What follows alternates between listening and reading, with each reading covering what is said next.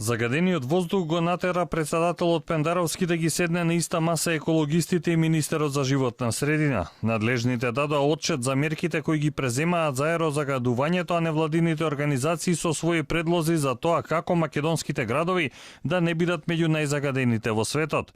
Председателот потсети дека се заложил за зголемување на буџетот за заштита на животната средина.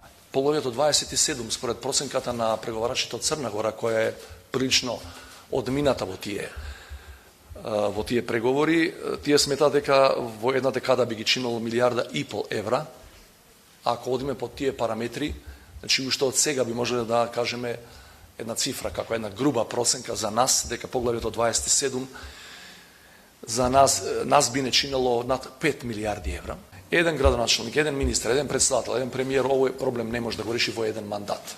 Представниците на невладините организации пак обвинуваат дека надлежните си ја префрлаат топката за тоа кој мора да преземе мерки за загадувањето. Тие побараа забрана за увоз на отпад, преразгледување на сите елаборати за хидроцентрали во заштитените подрачја, полициска поддршка на инспекцијските контроли за животна средина и контрола на дивоградбите.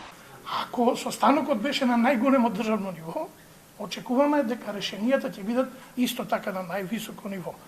Иако скептици сме дека веднаш ќе се пристапи кон решавањето на проблемите, бидејќи досега секогаш сме биле излажени, не велам дека во моментот не излагаа горе во собата, но сигурен сум дека за ова прашање треба првен добра комуникација помеѓу институциите, а потоа веројатно преземање на мерки. Првиот дел од седницата на Советот за безбедност се однесуваше на безбедносната ситуација. Констатирано било дека состојбата на сите граници е нормална, а оперативно-техничката агенција на ниво на задачата, незиното екипирање оди според планот.